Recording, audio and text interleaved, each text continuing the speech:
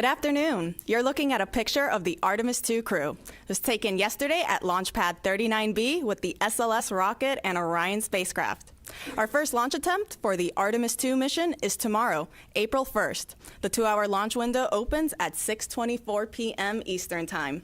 Welcome. I'm Antonia Jaramillo, and this is the pre-launch news conference for the Artemis II mission. Joining us today to speak about the launch countdown is Jeff Spaulding, Senior NASA Test Director. Good afternoon. And Mark Berger, our 45th Launch Weather Officer with the Cape Canaveral Space Force Station. Thank you. They're going to provide some brief opening remarks, and afterwards we're going to take some questions from media here in the room as well as online. For those joining us over the phone, you can press star 1 to ask your question. So without further ado, we'll kick it off with you, Jeff. Thank you. All right, and good afternoon, everyone, and welcome, and thanks for joining us today. We are a little over 29 hours from our opening of the launch window tomorrow, and I am very excited myself, and just coming from the firing room just a little bit ago on my way over here, talked to a bunch of members of the team, and I'll say, normally when we're in the firing room working over there, folks have got their heads down and they're working and they doing all the business that we do of the space business, but I'll say there was a lot of smiles today. So felt really good about that. As the team is preparing, I think everybody's pretty excited and understands the significance of this launch. We did talk to the flight crew last night. We had a briefing with them. We had another one just a little bit before I went down to the firing room. We had another briefing with them. Last night was just to kind of go over the day of launch routine with them and kind of a refresher for ourselves and for them, and that went really well. They were in great spirits. And then we had another briefing today just to talk about how the launch countdown was going, and as we'll talk here in a little bit, it's been going really well. Let's see, since Charlie spoke to you yesterday, we've got quite a bit of work done. We started out yesterday, the first thing we do usually is fill up the sound suppression systems with water, and when we start working on getting the liquid oxygen, liquid hydrogen systems ready for our propellant loading that's coming up in the future. We did power up all of the vehicles. We powered up the Orion core stage as well as the ICPS yesterday. We did communication checks, RF checkouts on the systems, and then after that we got through all of that work. Then we went ahead and powered down the ICPS because there was no more work for them until later tonight when we power ICPS back up. But of course, core stage and Orion stay powered up through the remainder account. Today we got launch pad ground system configurations in work. We're doing closeouts in a number of areas. We're doing walkdowns as we work through the pad to make sure everything is configured for launch. We're also in work on the late stow right now. We should be getting the Avatar and the bags that we're doing in the late stow going up. They were prepping them in the PTCR down in below the pad terminal changeout room, which is the area beneath the pad where we have some rooms, and getting those ready to go up, and they should be being installed as we speak. And then let's see, tonight we're going to be doing a whole lot of other work as we get ready to clear the pad. We do have some work associated with the Orion ground equipment and systems that we use to do the leak checks on the crew suits. And so we'll be working those later tonight to configure those and check them out and make sure they're ready for when we hook up to the crew on launch day. We'll be powering up some of the Orion guidance systems later tonight as well. We do intend to clear personnel from the pad at about 3 in the morning at that point. And then we'll get ready for our air-to-GN2 changeover at about 4 in the morning. We do that. We purge the vehicle with air routinely for the whole flow. Once we get to this point where we're getting ready to add hazardous propellants like hydrogen, for example, we change over to GN2 to have an inert environment for safety purposes on the vehicle and all of the volumes that are on there. Let's see, later, once we get through the air-to-GN2 changeover and all the other work is done, our launch director will have a final weather brief. And once we get out of that, she'll signal the team that we are ready to start our propellant loading. And that's scheduled to occur at about 7:34 tomorrow morning. That loading takes a little over 5.5 hours. We'll work through that. As mentioned yesterday by the launch director, we have inserted some time in front of that propellant loading time frame, so that if we are in fact done with all of the work and are ready to go and we can start a little bit early, like a few minutes, we will try to take that and take every bit of time that we can to get ready and prepared for the crew and be prepared for anything else that might happen. So we did that purposefully to give ourselves a little bit of room in that time frame based on the launch director's guidance. Let's see. During the propellant loading, the flight crew will wake up at about 9:45 tomorrow morning. They'll have breakfast and start working towards their preparations for launch day, and getting their suits on and doing all the other work that they have to get ready to head out to the pad. And then once we get to all stages replenish, which is a little after almost 1:15 in the afternoon tomorrow, we'll send a closeout crew to the pad. All stages replenish is when we're done tanking, essentially. We filled all the propellant onto the core stage and the upper stage ICPS. And at that point, we're only just replenishing the propellant that's boiling off at the same rate, so we keep it full. We do lose quite a bit of propellant during that time frame, and so we will continue to just work that throughout. After that, we'll send a flight crew to the pad. They're going to head out a little before 2 o'clock. And to get into the spacecraft, as I mentioned, the closeout crew is going to go out before them, so they'll have been working that time to prepare the capsule for the flight crew arrival. And then the flight crew will get out there, and then I'll work in the insertion portion, in which we're going to strap the flight crew members into the seats of Orion. And after that, we'll do the final closeouts in the crew module. We'll close the hatches. There's some pressurization checks we do and some other things and at the end. And then we'll clear the white room. And then get ready to get into terminal count. Our closeout crew clears the white room at about 5:30 tomorrow night. It's almost an hour before launch. That's our plan time. After that point, we'll finish the rest of the work and configurations that we can do remotely. And then, excuse me, we'll proceed into the launch team poll. And then after that, the launch director will perform her management poll. And then we'll get in a terminal count for the last 10 minutes of launch countdown. So that's essentially the work ahead of us. And I would say that our team has been working amazingly hard through these weeks and months trying to get this vehicle ready to where it is. We've had some challenges. The team has done an outstanding job managing each and every one of those throughout all of this, through many different scenarios, through weather, through lots of different things that we've had to work through to try to get through all of this and get to where we are today. People are excited and ready to go on this first chapter on our way back to the moon since the 1970s. So we're very excited. So, Mark, over to you. Right. Thank you, Jeff. Good afternoon, everybody. So amazing times. It's great to be here at this point. And of course, weather has been a nuanced thing for us at times here in the generation phase of this mission. But again, look outside right now, great weather. Hopefully we will keep all of that, although the breezes continue to be an issue for us, but a minor one for us in terms of weather. If we could pull up the satellite imagery here, you can see currently what we're looking at. Another beautiful day here in Florida. See a few cumulus clouds moving from the east side of the state towards the west. That is our onshore flow that we've had really the most for the last 2 weeks or so. And a few of those cumulus clouds could evolve later today into a few showers, much like what we saw yesterday evening. And again, that's going to be one of the watch items for weather as we go into tomorrow and tomorrow afternoon as well. Let's take a look at some of the overview slides here just to kind of give you a synopsis of what we're looking at here. So the breezy weather does continue. Again, Artemis is a very resilient vehicle, so despite the breezes, it looks like that concern is a minimal concern for our day of launch. Lightning risk with any sort of showers that we have is quite low, generally only on the order of 5 to 10%, and that would be generally during the late afternoon, and any of that activity pushes towards Orlando after that. So again, it leaves us in a better spot here for our launch opportunity. We take a little bit look at what else could potentially be of an impact. You may have heard about the sun. It's become a little bit more active. Here over the last day, we've had a solar flare erupt, but again, no or minimal impact for us out of that, as most of the energy is not earthward facing. So again, we continue to look good in that department as well.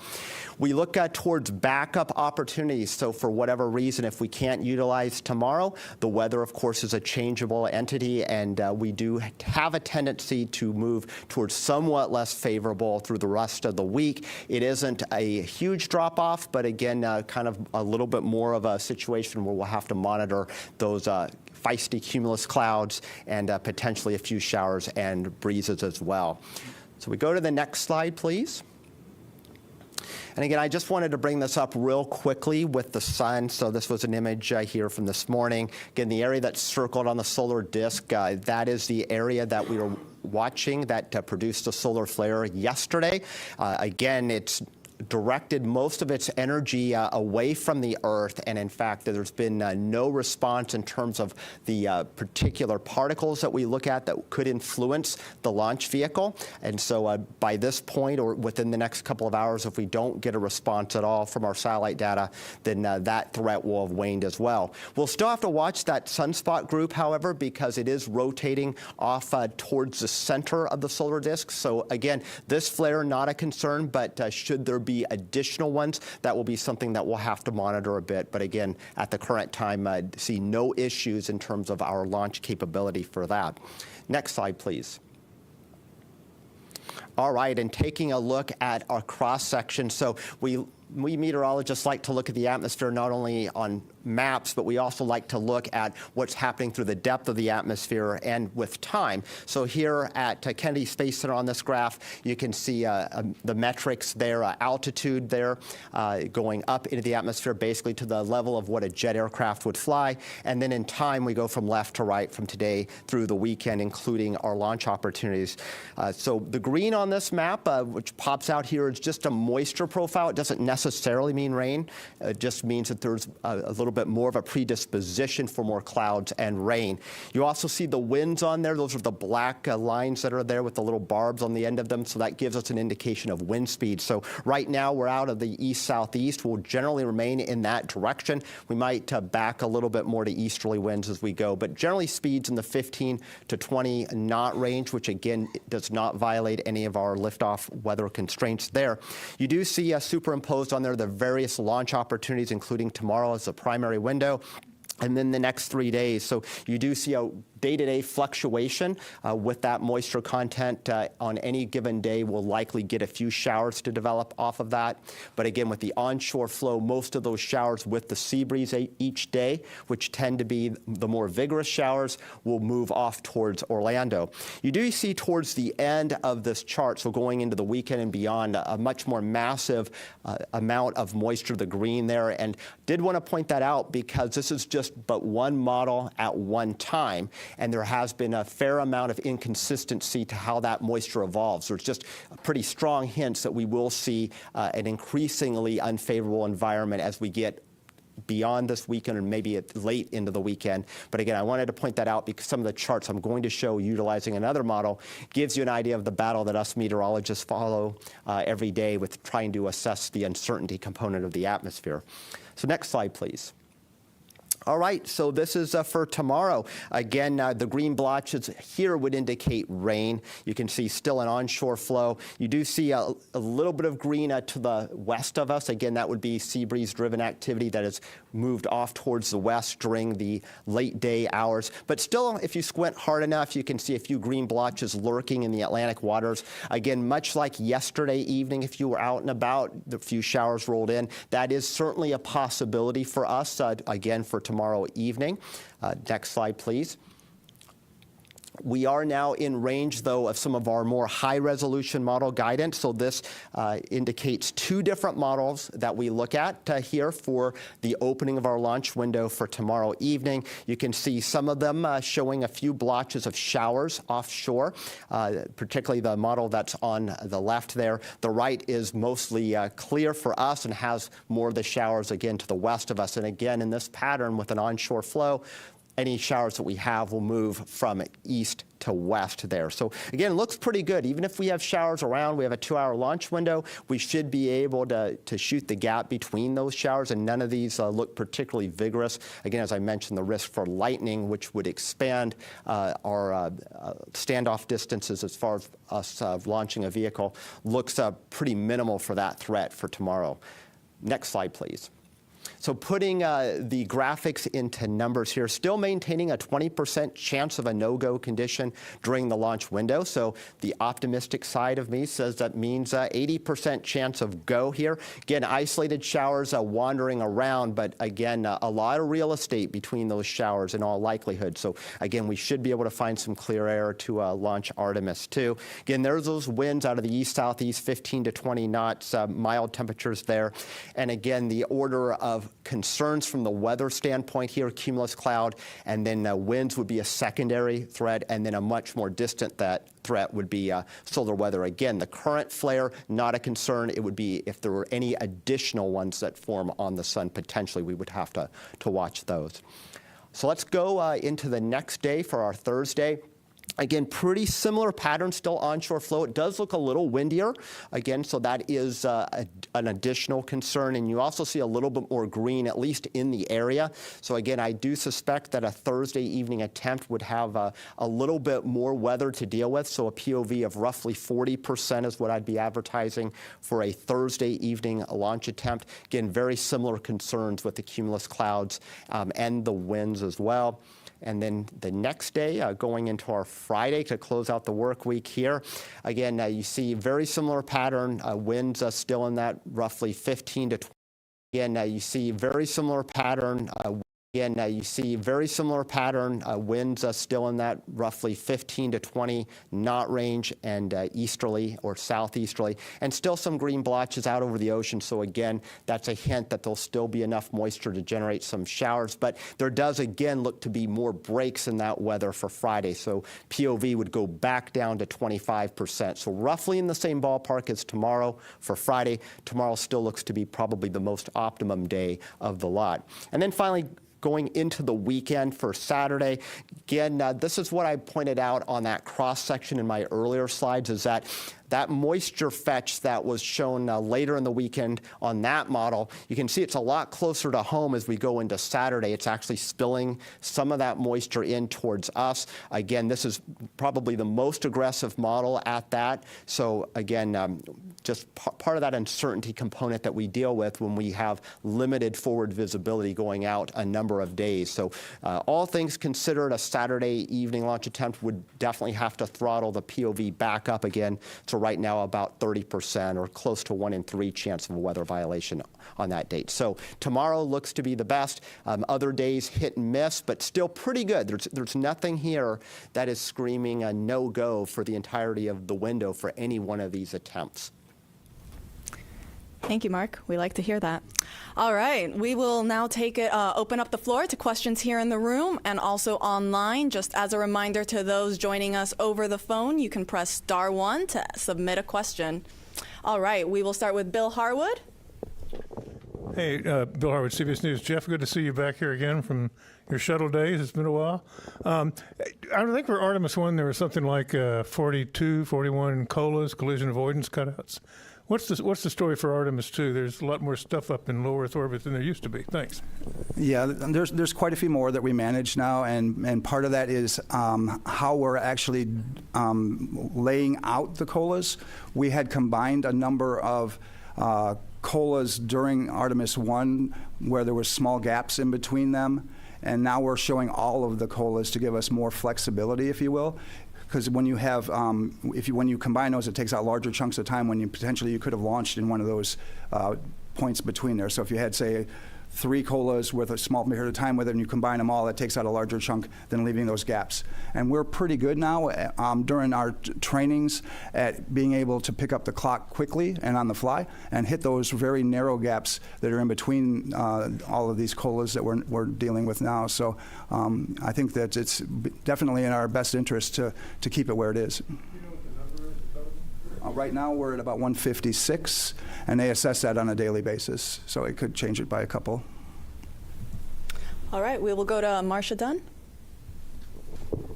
Marcia Dunn, Associated Press. How much wiggle room do you have to either halt the countdown or deal with a solar flare that is a big one and comes out at you like during the once tanking begins? I just didn't know how much heads up time you need, and just sort of talk about that, please. So we have launch commit criteria that are outlined for the solar weather, and those go down to T-minus 6 minutes. And so we would be evaluating those throughout. Mark and their team would be looking at those, and if there were an LCC violation, would call it back through the launch weather officer to the launch director. Mark, I don't know if there's anything you wanted to add there, but yeah, I'll add a little bit. That's exactly right. And just to give you kind of a background, currently our satellite data from this most recent event that erupted yesterday, as far as the actual particles or protons that would potentially impact a launch for the vehicle, we're running about 2 orders of magnitude below our constraint, and that's just barely above background levels. So again, we have a lot of time to see the response, and in fact, these particular particles, the protons, they are laggards. So if there's an eruption, we'll get the X-rays first. Those will be detected by satellite, and then the protons follow, and those are the ones that are a little bit more nuanced in terms of the actual ability to launch. Those are where the constraints are based. So we do have lead time for that. Thank you both. We'll go to Jackie, right there in the last row. Hi, thanks for doing this. A question for Jeff. We've been learning over the past few days that because of this larger hydrogen tank, there's more flexibility with recycling. But we also were told that if you have to hold or abort for weather or technical issue after T-minus 5 minutes, that you can't do a same-day recycle. I was wondering, can you walk us through that? Why is that T-minus 5 minute mark significant? And would just love to hear more about what is and isn't possible during terminal count. So the main driver in a recycle is the amount of time that you have, because a recycle does take a fair amount of time. For us, it's about 75 minutes. If we've gone all the way through from 6 down to about a minute and a half, or even down to 33 seconds, and we've been in that time frame, it can take us as much as 75 minutes. It takes less than that the closer we are to 6 minutes, because that's when we stop actually topping off the tanks at that point, and we shut everything off and it's boiling off. And so, but the 5-minute constraint, it's not really a constraint there for us as to whether we can or cannot. We can do a recycle as long as there's enough time in the launch window to perform it. We can do a recycle all the way down. The only constraint we have is if we get inside of T-minus 33 seconds and we have a cutoff, then we're going to have to scrub for the day, because we can't recycle from after 33 seconds. All right. We'll go up front right here. Yes, Bert Dicht from Ad Astra Magazine, National Space Society. We often hear that about 400,000 people were involved with the Apollo program, and certainly tens of thousands have been involved with Artemis.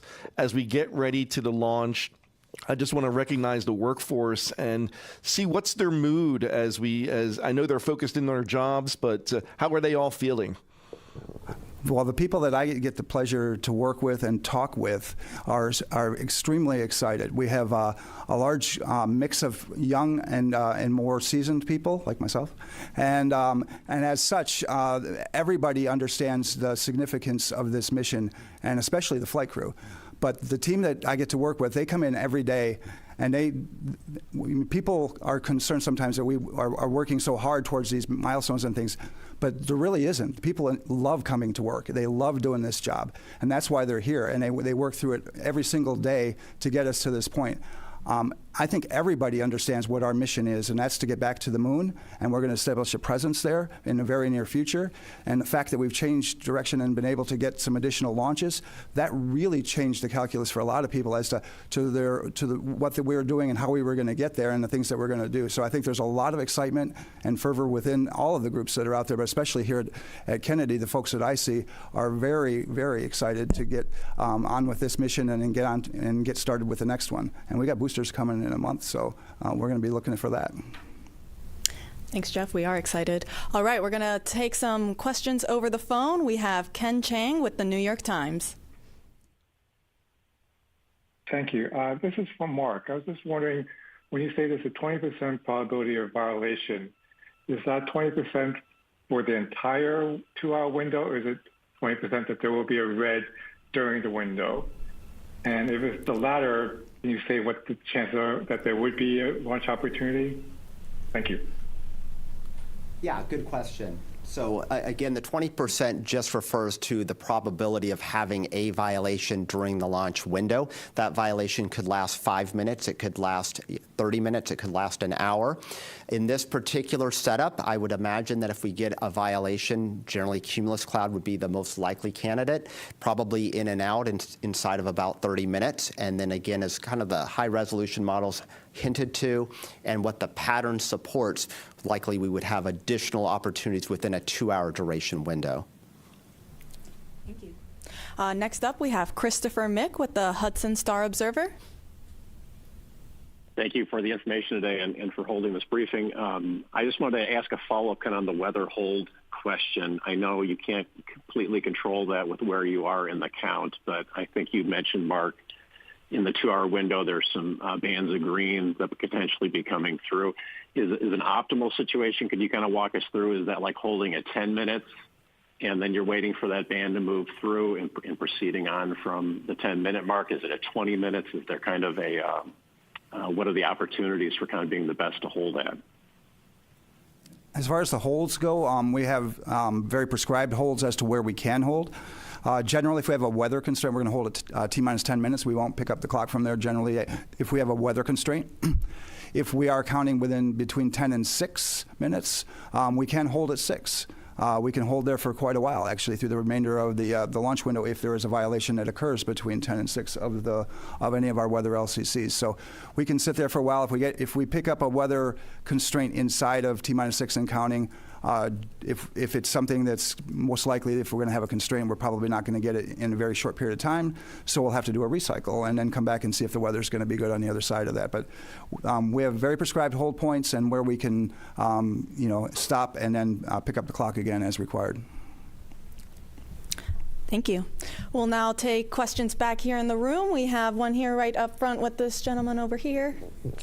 Hi, good afternoon. Tom Costello with NBC News. As you are now back on the pad, and of course in February you dealt with the issues on the wet dress and the tanking issues, what will be the earliest concerning signs you'll be watching for as you begin tanking tomorrow morning, assuming everything is going well, but you will clearly have your eyes very closely monitoring that tanking progress? What will you be closely watching for that there could be signs of trouble? The first thing we would probably be looking at is a recurrence of these events that happened previously, right? So once we get in a fast fill on hydrogen, that is where we had the previous issue where we had the leaks. We believe that we've solved those through, we've changed the seals out, we've done exhaustive testing, and so we feel pretty good about that. We went through a wet dress with that seal, so all of that says that we feel pretty good about all of that. But that's where we would generally be looking at, first of all, is right there at the beginning when we transition from slow fill to fast fill on the hydrogen side. Thanks. We'll take some more questions over here in the room. Let's go over to this side. We'll go right here up front as well. Hi, Sawyer Rosenstein with NSF. We talked obviously about the weather here at the Cape and around the area, but what about abort weather criteria? Can you go into what that looks like for the coming days, and also how often are you measuring it? How are you measuring it as well? Okay. Yeah, good question, and a complex one, actually.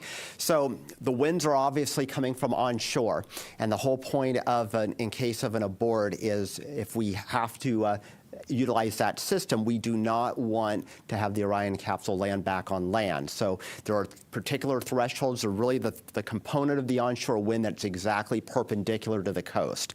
And so just getting a wind out of the east, southeast, the actual coastline is more oriented northeast. So we take only a fraction of that onshore component, which helps us out. Now, if the winds were starting to back, if we saw that indication on maybe one of the backup days that instead of them coming out of southeast, they were more northeasterly, we would unfortunately be exposed to a higher percentage of that onshore component. So we do look at it at a layer, not only at the ground, but all the way up through 4,800 feet. And to make that assessment, and it's an average speed through that layer, and we actually do have calculations to run that. But the decision point is actually from a balloon that is launched at L-minus 3 hours and 10 minutes. We'll be providing the launch director already with assessments of the forecast well before then.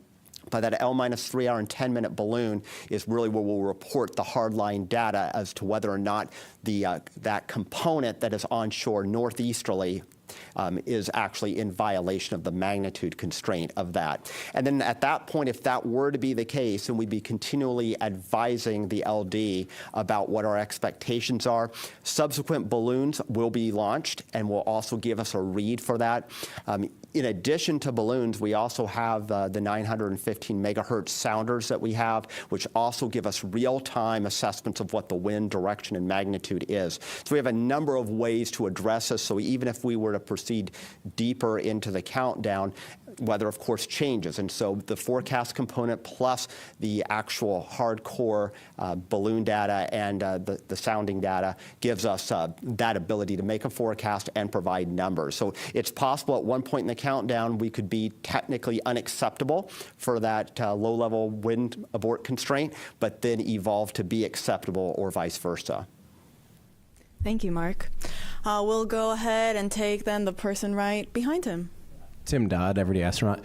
Can you give us a quick little refresher on if we do go through an entire launch window tomorrow, and we might be holding for weather or whatever, we do have a 24-hour recycle capability for Thursday. Is that correct? And/or if that's not correct, what does the return around look like? And if we do burn up a 24-hour recycle, what then are we at 48 hours for the next attempt? Can you just run me through the full reset situation? Sure, and we generally would refer that as more of a scrub than a recycle, because our recycle is that time that we have a second attempt. But for our scrub plan, we have opportunities. Right now we're set up for 48 and 24-hour capabilities throughout. We have 4 launch attempts available to us in 6 days, and we'll take a combination of that. As mentioned yesterday, our launch director mentioned our sort of baseline or preferred method is to do a 48, then go into 24, and then followed by 48, and that to set us up for LOX tankers. But there are a lot of other factors that come into that if, in fact, we have weather or other types of things that may say that second, if you wait 48 hours, those aren't good dates. So there's a whole lot of factors that come in to that evaluation when we determine the date. We set up for dates, and then we adjust as we need to based on what happened during that kicked us out for the scrub or any other types of things. So, but we have capabilities for 4 attempts in 6 days, and I need to have a couple of 48-hour scrubs in there so that I can take tankers for the liquid oxygen system. Thanks. We'll now go to the other side. We'll go right up there. Hi, Robert Perlman with CollectSpace.com. There's a long history dating back to the Apollo era guys of pulling pranks on launch day with the launch team and with the launch team pulling pranks on the flight crew. And given that tomorrow is April 1st, I was wondering if, maybe without spoiling anything, if there's been any talk about that or whether there's actually been a decision to not do that and stay away from that. So I am not aware of any pranks that anybody intends to pull on the flight crew or in the launch team itself. So I think I'll just leave it at that. But I'm not aware of any, and I'm hoping that we just stay focused on the launch tomorrow. So that's our plan. Good plan. All right, we'll go to Ken Kramer over here. Oh, or to that gentleman instead. We'll get you next.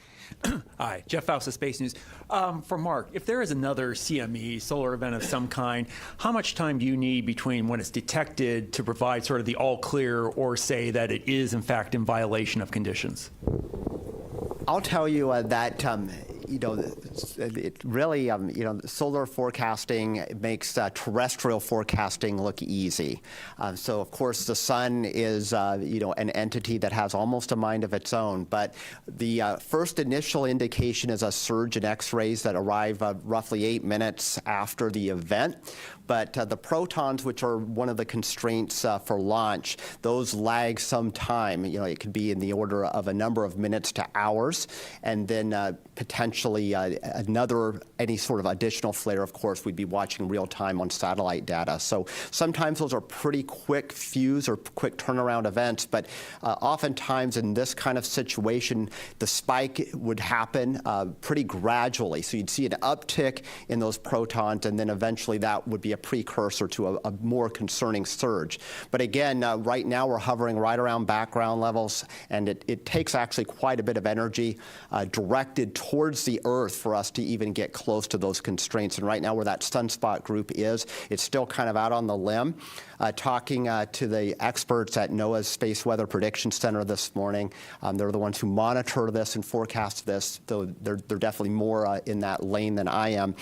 They also see kind of about a 55% chance that we would get an M-class flare over the next 48 hours. That's a lower level flare. Again, probably not a concern at all. And then a 10% chance over the next 48 hours of an additional X-class. But again, that doesn't say anything of how that energy is directed, which at this point, that energy will have a preference to not be directed towards Earth. In a few days' time from now, if we were to get another flare from that sunspot group as it rotates towards the center of the solar disk, that would be something that would predispose us to getting a little bit more of that energy. But as far as whether or not that's actually enough to trick a constraint, that's still a pretty high bar to reach. Thank you. We'll now go up front right over here. Hi, thank you for doing this. Ken Kramer, Space Up Close for Jeff. Tell me, I'm very interested to know about the LOX and the hydrogen testing that you're doing. You mentioned you're doing a little bit, I think. Can you go into some detail? What are you doing to ensure the best possible outcome so that we don't have any leaks, especially of hydrogen? Well, that was essentially the purpose of, excuse me, our WDR2 as we went through that. And then likewise, we had done it. Yeah, out of the pad. When we're back, we do a number of different leak tests and pressurization tests and decay checks and those types of things throughout the system. We do more of those when we get to the pad. After we hook up the systems at the pad, we test the system from end to end for the same types of things. As far as on the liquid oxygen or system and on the liquid hydrogen system, both, we do what we call dew points, meaning we purge those to the point where we want to make sure that we have no moisture in the lines or at an extremely low level so that you don't have potential icing in the system. So we do all of these different things to make sure that the system is going to behave in the way we expect it to on launch day, and we've accomplished all of that to date, so we should be good. Thank you. We'll now take some questions over the phone. We have TJ Mascaro with the Epoch Times. Good afternoon. Thank you so much for taking the time. My question's for Mark. Can you please give a bit of a refresh about the cloud violations and the concerns behind them? Yeah, indeed. So cumulus cloud, which is the one that we're talking about here, and that's one of the lightning launch commit criteria, that's actually the most commonly violated here on the east coast of Florida any time of year. Again, you walk outside most days, you'll see a puffy, what looks like a cotton ball out there. If that cotton ball gets more agitated and it grows throughout the depth of the atmosphere, that's when it starts triggering our so-called standoff distances that could cause an issue for launch. So as long as they're shallow and flat, not an issue to fly right through them. But they get up to certain levels of altitude, it could be as much as a 10-mile standoff distance between the rocket on its flight path or the launch pad and the edge of that cloud. And so, again, they have to get quite vigorous. They don't even have to produce, though, lightning to get necessarily at that 10-mile standoff distance. For the launch date coming up, I don't foresee any of the cumulus getting that high into the atmosphere or that cold, which would trigger that much real estate being blocked off for us. But we could certainly have fly-through considerations, which means we can't launch the rocket directly into the cumulus cloud or possibly even as far as 5 miles from it, just given how the atmosphere profile looks like. The depth of moisture is pretty shallow, even though it feels really humid out there. So again, that helps us in that consideration. But I'll also point out that just looking at our overall climatology here on the Eastern Range. So almost 1 out of 4 launches over the course of the year would have one or more no-go lightning launch commit criteria. Doesn't mean the launch scrubs, but again, it's a pretty common occurrence. Scrub would be a lot lower percentage than that. So again, that kind of speaks to the transitory nature of these clouds. You get a 2-hour launch window, they could be in the flight path and then just as soon be right out of it. Thank you. We'll now go back to the room, and we'll take it in the second row here to this lady right there. Nicole Mortillero, Canadian Broadcasting Corporation. Going back to the X flares, I know that there's a radiation shielding test that will be done on this mission. Can you talk about what that radiation shielding is and how it works? And if you needed to do it, let's say, day after tomorrow after launch, would they be able to do that quick enough? Go ahead and defer that to Jeff or... Yeah, the crew has the ability, and we anticipate that if there are, in fact, any need for shielding from radiation on orbit, they have contingency plans for that. They're going to practice some of that during the mission. As far as where they go into the vehicle and those types of things, there's some space in there that they can actually move into in the vehicle that will provide an additional shielding of the components of the ship itself, which provide the shielding inside of the areas in which they would be able to get to.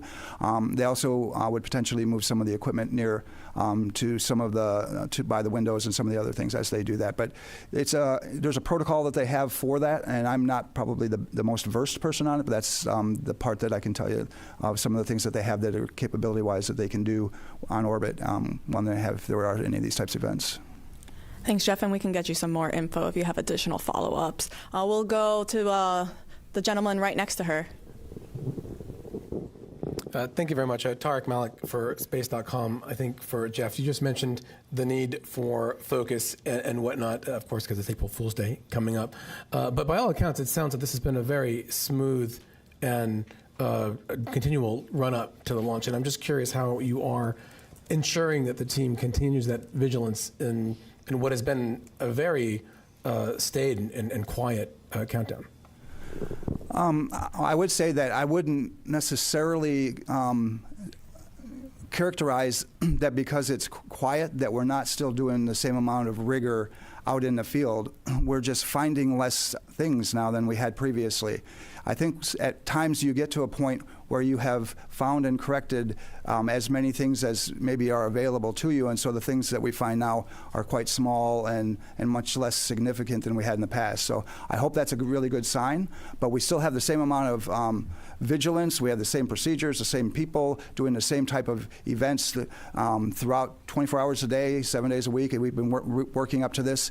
And so we are still in the same posture, regardless of whether maybe it looks like it's quiet. People are still putting in the same amount of effort and working towards, because again, they know the significance of the mission and the people that we're flying on it, and that they're going to do the right thing and make sure that we're safe to do so. Thank you. We'll go over to then the third row. We'll go to the gentleman there in the middle. Thanks so much. Mike Mainberg, Wall Street Journal. Jeff, kind of related to what Tarek just asked, it's been more than 3 years since Artemis I. Have you observed kind of in this process any jitters on different teams, any rustiness getting out there as the real thing unfolds? Yeah, thank you.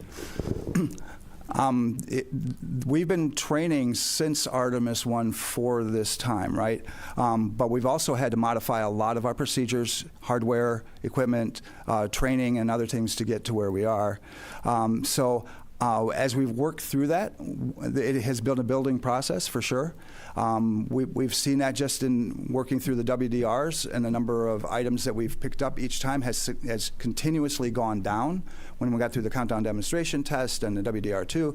And so, again, I would say if anything, we're learning, we're getting better. We're in the ability for us to improve our procedures is at a point where I think we're at a really good state now, and almost at a steady state to where we're where we need to be certainly for this mission, and we'll continue to improve that. Artemis III is going to be a slightly different mission, but we're already working towards that. We got a lot of folks that are engaged in Artemis III, and we're taking what we've learned from Artemis II and going to be applying it, and that'll be another challenge too as we work towards that.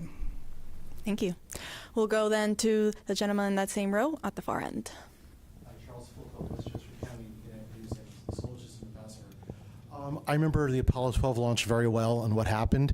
Is there a concern that the booster might lose its guidance if there's a similar lightning strike, or the spacecraft might lose its platform, like what happened in Apollo 12? And if so, what are some accommodations for that?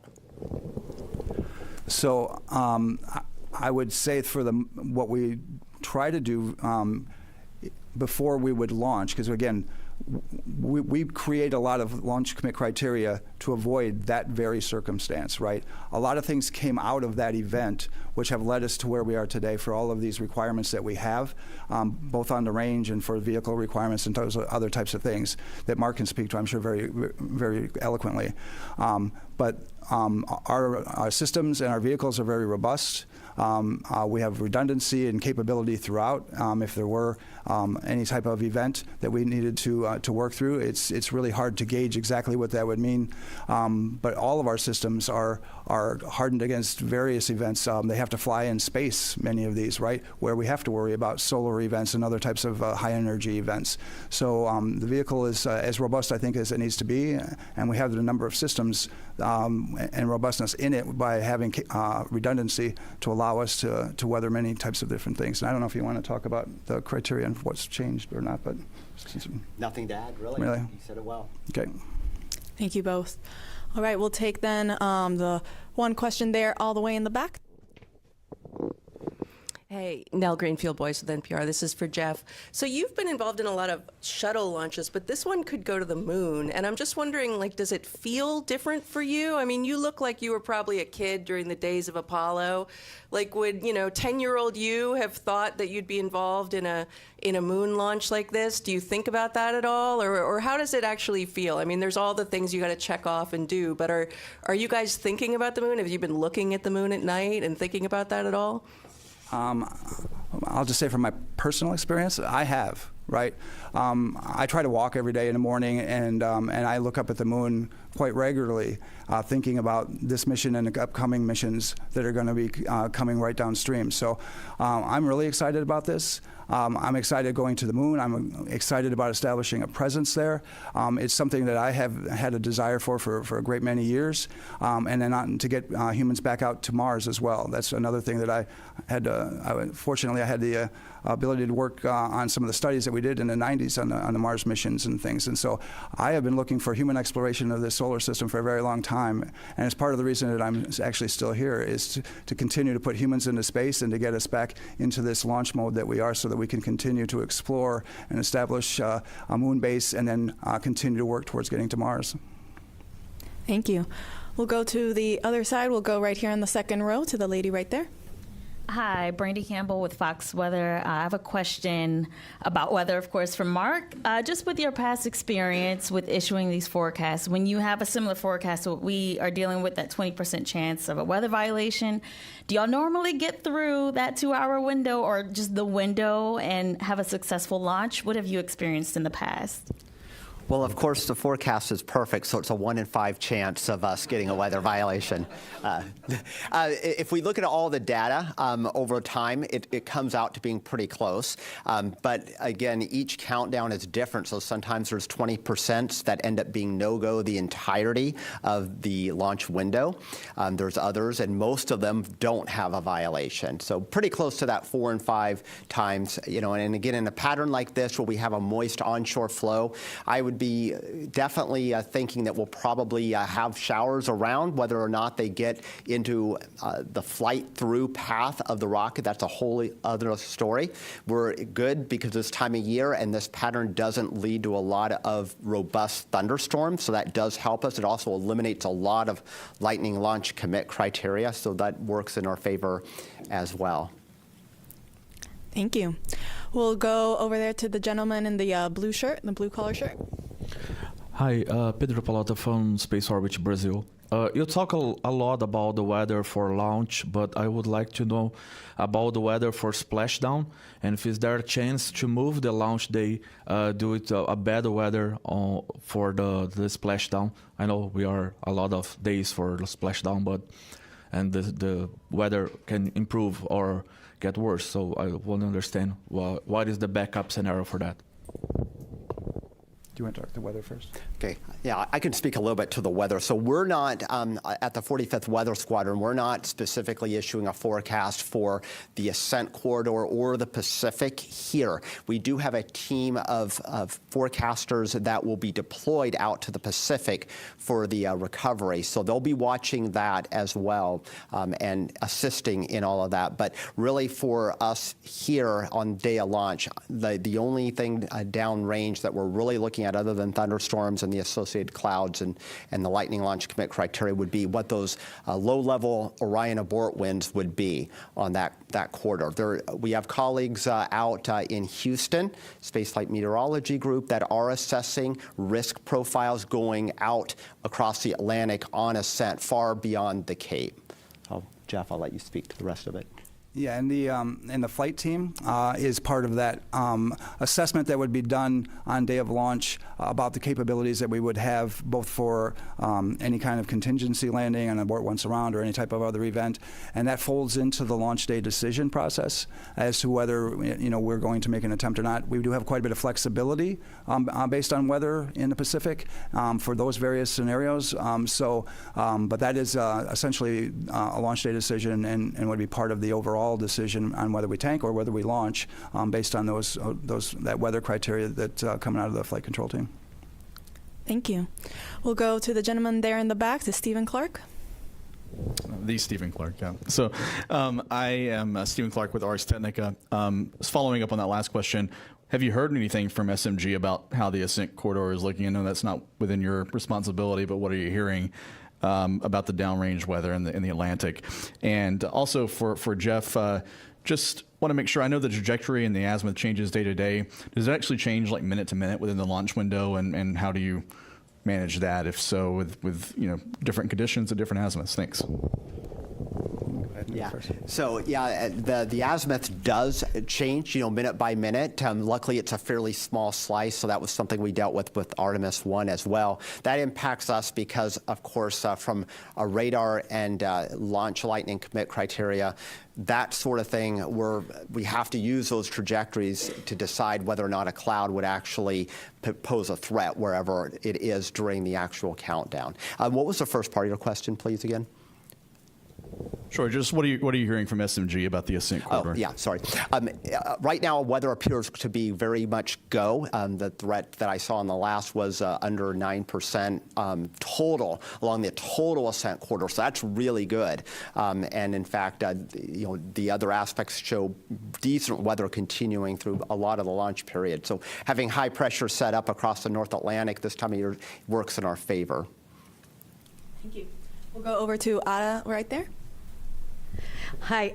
Is there a defining moment in the countdown when the reality sets that humans are returning to deep space, and how do you experience that as a leader in this mission? So for me, once we get inside of 10 minutes and counting, that's where it starts, because we all on the launch team at that particular point know that it's become real for all of us. We also know that we all need to be prepared to do everything we can to continue through that or to take any action that would be required. But it really starts to get real for me when we're inside of 1 minute. And when we're inside of 1 minute, to me, I feel very confident and very, very hopeful that we're going to go. But that's when the first time I think I ever actually think to myself that we really are going to make it that day, because I'm always thinking about what's going to not let us go, right? Because that's part of my job, is to stop the clock if we need to. So when we get inside of 1, it doesn't mean that we're free, because that's really a dangerous time as well. But that's when it really starts to hit home that we really got a shot at making it today. And I know a lot of people are thinking the same thing, because you can hear a pin drop in that firing room as you count from 10 down to T0. And then after that, though, it may get a little bit noisier at some point. But thank you. All right, we'll go back to the phone. We have Kenneth Chang with the New York Times again.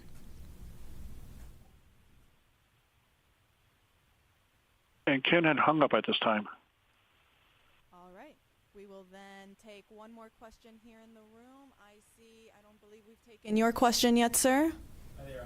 Semenick with the Globe and Mail. I wonder if you could just say something about the closeout of the capsule where backup crew members are going to be in the capsule. I think that's this evening, but could you clarify that part of the operation? We have 2 time frames when we'll have the backup crew members, and we'll have 1 at each of the intervals. When we're doing the final closeouts of the capsule before tanking, we'll have one of our astronaut support personnel in there working final configurations for the crew, switch list, and a few other things at that point. And then on our actual closeout crew team, it's a 5-person team, we do have another backup crew member. Andre's on that one, and Jenny's on the first one. But he'll be on that team, and he is responsible. He's one of the 2 people. We also have an insertion technician, Bill does that work, that is responsible for strapping the flight crew in during that time frame and getting the crew module all set up at the very, very end. And then when they're done, they come outside. But he'll be inside of the capsule during that time. The flight crew insertion at the end takes about 30 minutes or so. Once the flight crew's there, they do a little work before that, so he'll be in there before that time frame as well. And at the very end, it's pretty good to watch what those guys are doing. Thank you. I don't see any other hands in the room. All right. Well, then with that, we will wrap up today's briefing. Thank you to our panelists for taking the time to answer all of our questions, and to the media here in the room for asking your questions. Artemis II is scheduled to launch at 6:24 p.m. Eastern Time tomorrow from Launch Pad 39B. That's the opening of a 2-hour launch window. You can watch our 24/7 live coverage beginning at 7:45 a.m. And you can, I think, see on your screen below how to watch nasa.gov/ways to watch. Thanks, and go Artemis.